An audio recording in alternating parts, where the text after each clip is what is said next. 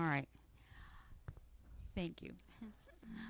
I welcome everybody that's tuned in, and everybody online, and everybody that's here. And I want to welcome you to Redemption Life Center at 28906 East Admiral Place in Catoosa, Oklahoma. Right now we are having our Wednesday night Bible study, which starts at 7:30. And Sunday we will is Mother's Day. Happy Mother's Day to all mothers. And our service will start at 10:30 on Sunday morning. And I just want to do a brief, hopefully it'll be brief, summary of Esther Chapter 5. We've been studying Esther, and last week we had some technical difficulties, so I'm just going to summarize it that way. And anyway, it didn't get on YouTube, so I apologize. Things happen. It's life, you know. Anyway, in Chapter 5, Esther has found out from Mordecai what Haman is doing, and she has gone before the king to plead a meeting or to invite him and Haman to a banquet in order to present what she wants to present before the king. And in order to do that, she had to come before the king before he had called her. And even though she had been made queen, the queen was not supposed to come to the king without being beckoned first. And so, and the way he did that was to raise the golden scepter to her when she came to his chamber or wherever it was he was at. But anyway, she put on her fancy outfit, her royal clothes, and she went to meet him, knowing that if he did not raise the scepter to her, because she didn't wait for him to call her, that she could be put to death. That's just the way the rule of the land was. So she was taking a chance. But Haman had put up some gallows to hang Mordecai, who was her relative that took her in after her parents died, and adopted her as his own child, and before she ended up being queen. Anyway, those were stories that you need to read chapters 1 through 4 to find out more about. But anyway, so she goes to ask for a meeting with the king, and he sees her, and she's so beautiful, and he just adores her, and she found favor in his sight a long time ago. And so he raises the golden scepter to her, so she's accepted, so she wasn't going to be killed for coming to him. But she carefully and strategically invites him to a banquet that she wants to hold for him and Laban. And then there's another banquet. When she holds that banquet and they show up for that banquet, she uses that banquet to intensify the suspense of what she wants by inviting them both to another banquet. So there's 2 days in a row she has a banquet for them. And Haman goes home and brags about it to his relatives and his friends that'll listen, how he's been invited twice now to the banquet that was just for him and the king and her and the queen. But when he got to the gate, Mordecai would not bow down to him, and that made him mad, because Mordecai, he knew, was a Jew. And anyway, he had tricked the king into making a law that he sealed with a seal, which cannot be changed even by the king. But it can be added to that on a certain day all the Jews would be killed and Mordecai would be killed.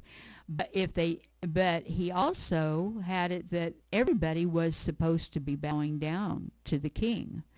And Mordecai didn't do that. And he sat at the gate every day and to the palace. And so that the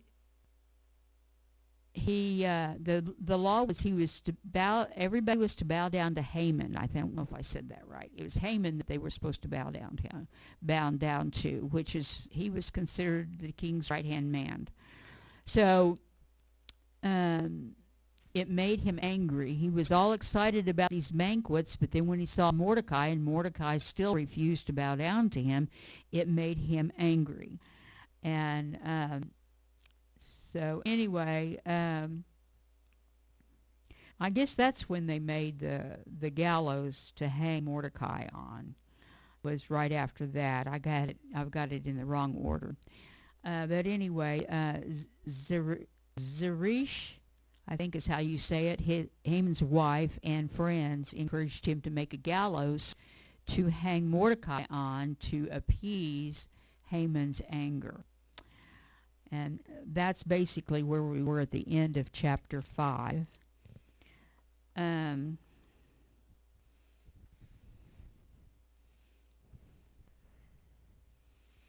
So they've made gallows to hang Mordecai on. Okay, now we're going to start with chapter 6, and we'll read a few verses out of 3 different versions, out of the King James, then the Living Word, and then the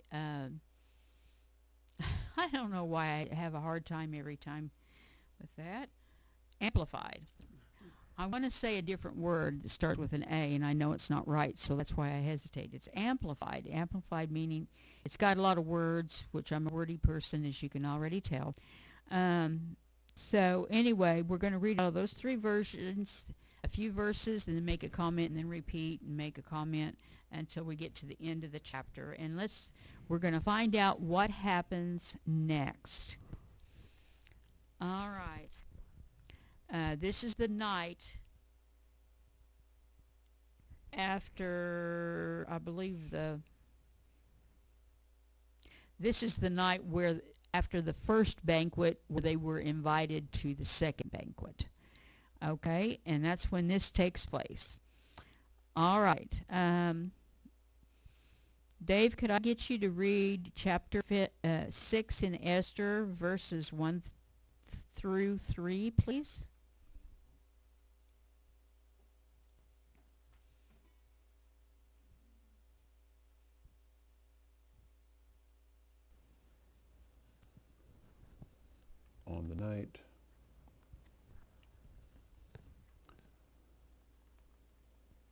On that night could not the king sleep, and he commanded to bring the book of records of the chronicles, and they were read before the king. And it was found written that Mordecai had told of Bigthana and Close enough. Teresh, 2 of the king's chamberlains, the keepers of the door, who sought to lay hand on the king Ahasuerus. And the king said, "What honor and dignity hath been done to Mordecai for this?" Then said the king's servants that ministered unto him, "There is nothing done for him." Oh. All right. Josie, will you read the Living Words version, please? That night the king had trouble sleeping and decided to read a while. He ordered the historical records of his kingdom from the library, and in them he came across the item telling how Mordecai had exposed the plot of Bigthana and Teresh, 2 of the king's eunuchs, watchmen at the palace gates. He had plotted to assassinate him. What reward did we ever give Mordecai for this? the king asked. His courtiers replied, "Nothing." Okay. So it basically says a little bit different and a little bit more expounded, but about the same thing. So there's a plot to kill the king.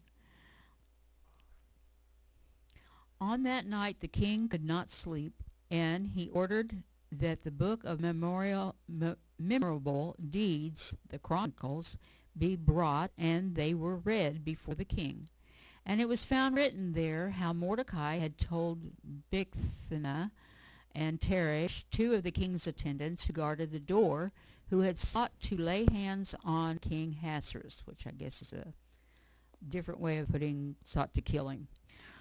And the king said, "What honor or distinction has been given Mordecai for this?"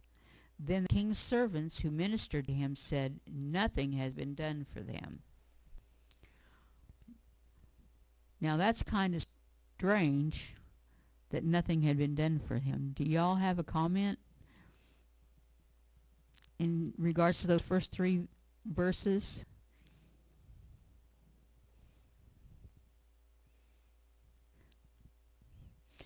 My comment is it's strange, because you would have thought that when that particular event happened, not only would it have been recorded, but something to honor Mordecai would have happened. But it didn't happen. And I believe God had his hand in that. He had a reason, because he wanted the honor to be given on a different day than what it might have been otherwise, I think. Now, that's just my opinion. I don't know of any scripture that backs that up. I'm just thinking that's why. So, all right. Any other comments? All right, let's go on to verses 4 through 6. I'm sorry, 4 through 10. Mr. Dave? And the king said, "Who is in the court?" Now Haman was come into the into the outward court of the king's house to speak unto the king to hang Mordecai on the gallows that he had prepared for him. And the king's servants said unto him, "Behold, Haman standeth in the court." And the king said, "Let him come in." So Haman came in, and the king said unto him, "What shall be done unto the man whom the king delighteth to honor?"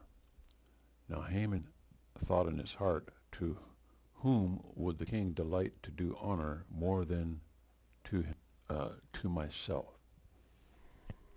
And Haman answered the king, "For the man whom the king delighteth to honor, let the royal apparel be brought which the king useth to wear, and the horse that the king rideth upon, and the crown royal which is set upon his head.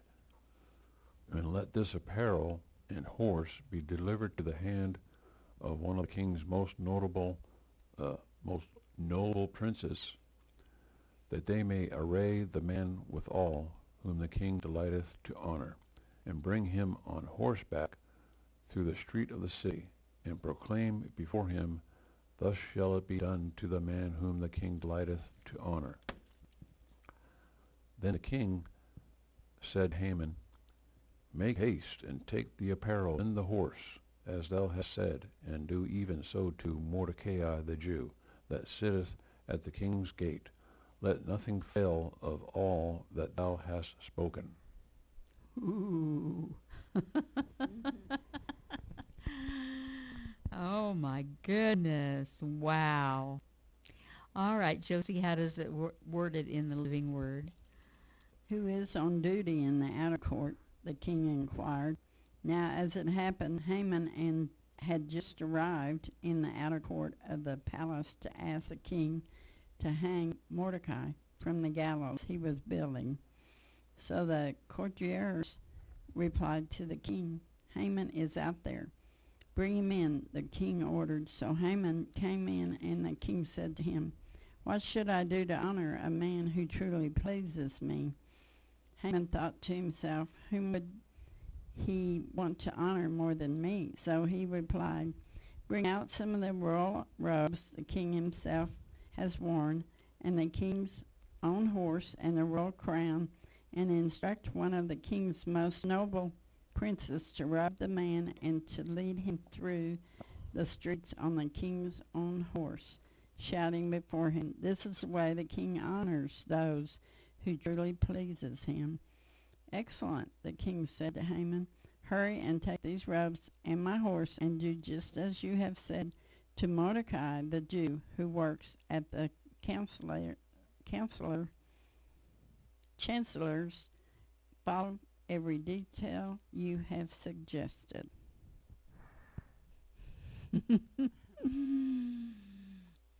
All right. The Amplified puts it this way. The stories are very similarly told. All right.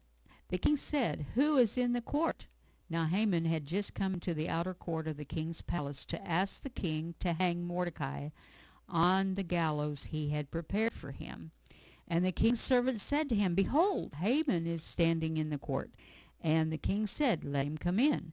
So Haman came in, and the king said to him, "What shall be done to the man whom the king delights to honor?" Now Haman said to himself, "To whom would the king delight to do honor more than to me?"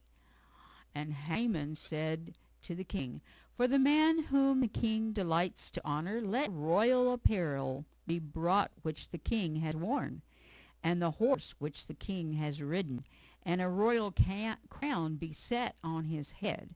And let the apparel and the horse be delivered to the hand of one of the king's most noble princes.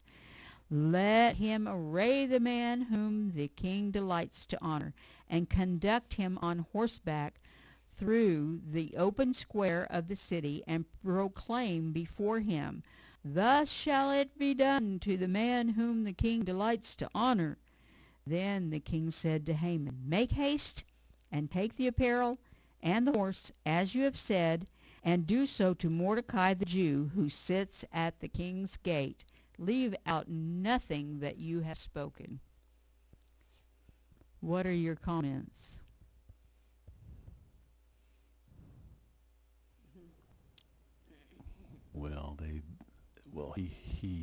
He thought he was going to receive all that, and he was deceived. He wasn't in the loop. He thought he was the one that was thought of highly, but he wasn't in the loop of the king's knowing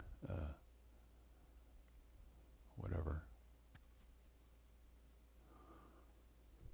Any other comments?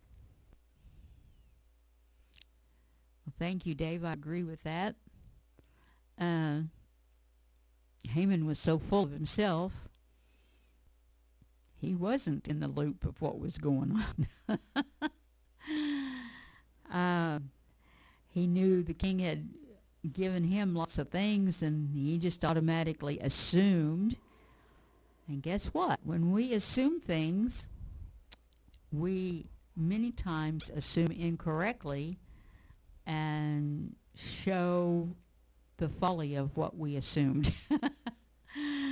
But anyway, he had bad plans in store made for Mordecai, but before he could express them to the king and make a plea to king to allow him to hang Mordecai on the gallows, his plans were foiled by God waking, and I give God the credit. I believe God's the one that woke up the king and caused him to read the history about Mordecai, revealing the plot to kill the king, and so that those men could be dealt with and wouldn't be killing the king. But he also revealed that nothing had been done as in appreciation for all that Mordecai had done by revealing this plot. And of course, God's an on-time God, This was the perfect time to reveal that to the king, and it stopped Haman in his tracks. How do you go and ask the king if you can hang the man that the king wants to honor? Oh wow, that is just fantastic how God worked that out. I just think it's awesome. It couldn't have been worked out any better, I don't think. That made it just fantabulous. I think that scenario is a very old scenario that is true throughout time, because when there's like a banquet or something and they're honoring somebody, and that person thinks it's them that they're going to be honored, and as soon as they hear they're going to announce the name of it, they stand up and they find out it's not them. Talk about embarrassing moments. That's a truly embarrassing moment. Did you have a thought you wanted to express, Josie? No, not yet. You're just reacting to what we said. Okay. All right. Let's find out what happened next. Because this is between the two banquets. This occurs in between the two banquets. So we're going to read verses 11 through 14, which is the end of the chapter. It's not a very long chapter. And so you're on, Mr. Dave. 11 through 14, please. Then took Haman the apparel and the horse and arrayed Mordecai, and brought him on horseback through the street of the city, and proclaimed before him, Thus shall it be done unto the man whom the king delighteth to honor. And Mordecai came again to the king's gate, but Haman hasted to his house mourning, and having his head covered. And Haman told Zeresh his wife and all his friends everything that had befallen him. Then said his wise men and Zeresh his wife unto him, If Mordecai be of the seed of the Jews, before whom thou hast begun to fall, thou shalt not prevail against him, but shalt surely fall before him. And while they were yet talking with him, came the king's chamberlains, and hasted to bring Haman unto the banquet that Esther had prepared. Wow.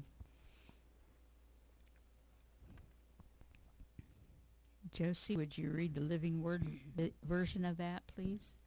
So Haman took the robes and put them on Mordecai, and mounted him on the king's own steed, and led him through the streets of the city, shouting, This is the way the king honors those he delights in. Afterwards Mordecai returned to his job, but Haman hurried home utterly humiliated. When Haman told Zeresh his wife and all his friends what had happened, they said, If Mordecai is a Jew, you will never succeed in your plans against him. To continue to oppose him will be fatal.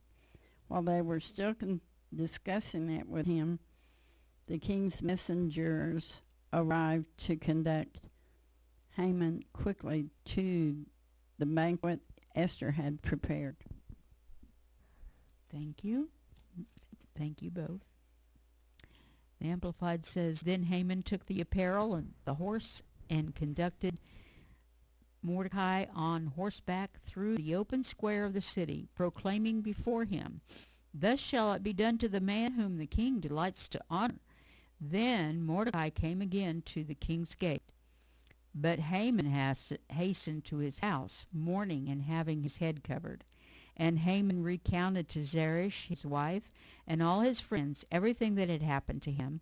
Then his wise men and Zeresh his wife said to him, If Mordecai, before whom you have begun to fall, is of the offspring of the Jews, you cannot prevail against him, but shall surely fall before him. While they were yet talking with him, the king's attendants came and hastily brought Haman to the dinner that Esther had prepared. Comments?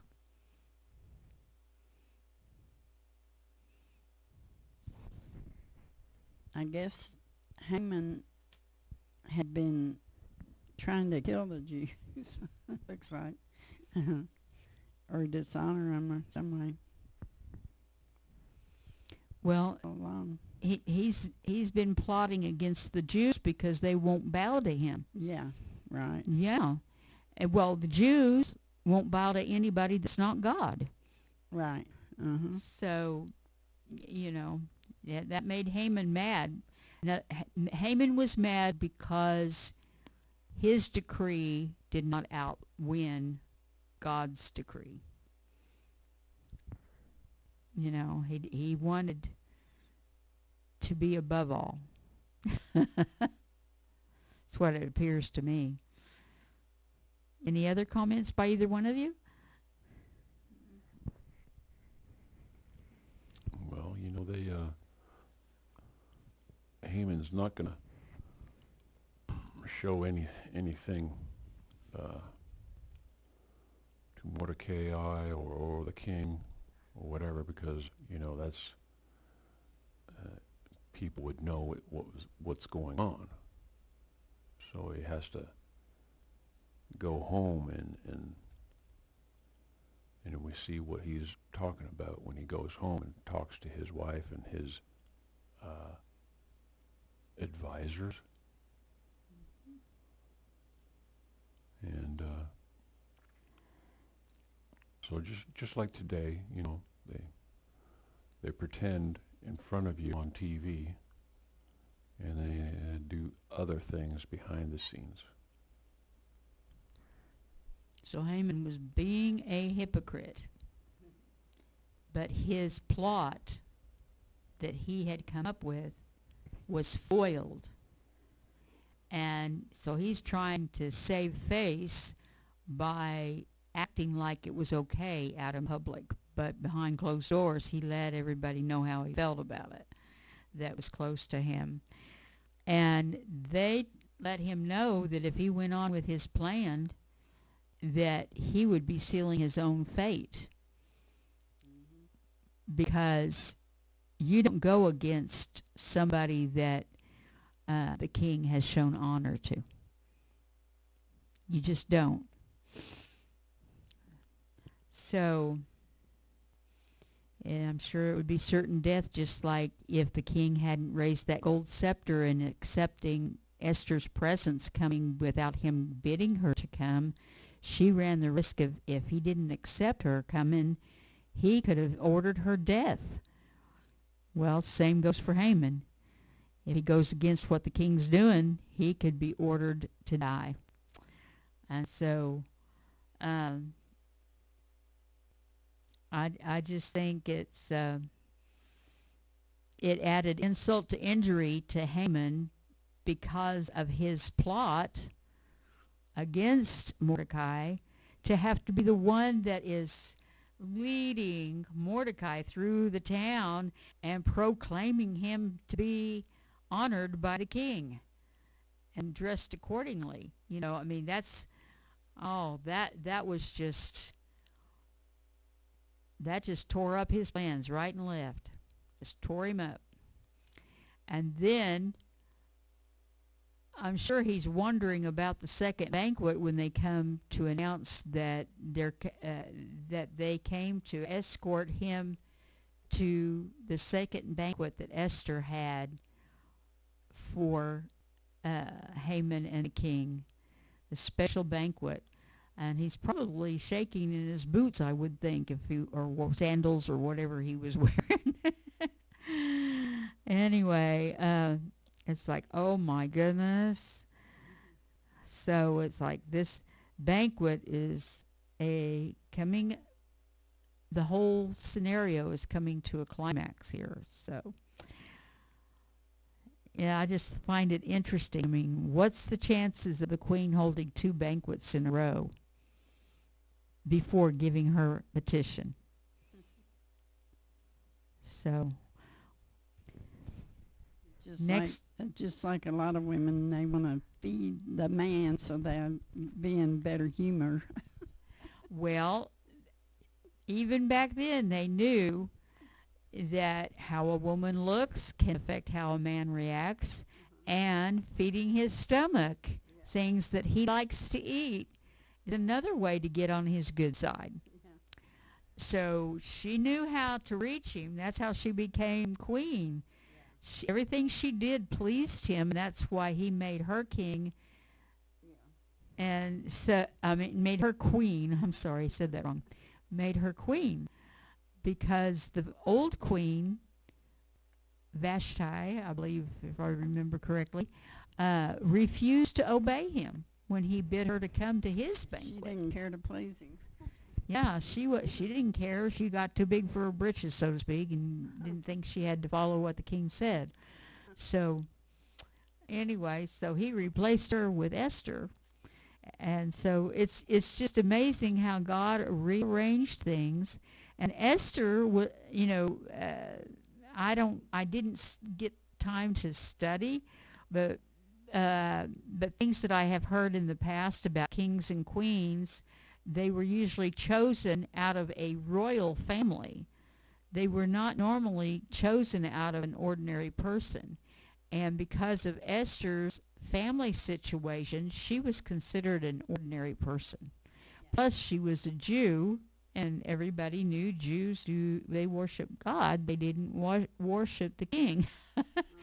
And so, as far as the general public is concerned, she was beautiful, and the king chose her, but she was underqualified. So it's just amazing how God likes to choose ordinary people to do great things. So we'll find out in chapter 7 what happens next, and that is amazing. And earlier, I think it was in chapter 4, we learned that before Esther went before the king, she had those with her join her in praying and fasting. That's their way that they did to petition for God's assistance through her being able to meet with the king without being killed, and to accomplish this for her people so her people would not be killed. So the Jews. So I just, it's just amazing how, God uses people as tools to get the job done that aligns with his will, plan, and purpose. And so sometimes some scary things have to happen in order to make his plan and purpose take place. So if you stop and think and put yourself in Esther's shoes, it's like there were a lot of scary moments for her.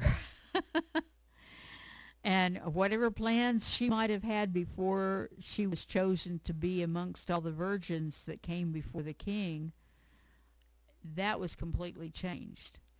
And just think about if you're an adult, and especially if you've already had a family and you're considered a grandparent now, you can look back and think of how when you were a teenager and a young adult, you tended to have plans that may not have taken place in your life, but it evidently was according to God's will and his plan and purpose. And another thing is in the I didn't get that turned off. Another thing is the fact that the verses 7 through 10 show that when God decides to bless somebody, no one on earth and no devil in hell can stop God from blessing who he wants to bless. God's will be done. God is bigger than all of our problems, and his plan and purposes are bigger than any of ours or the devil's. And God will have the victory.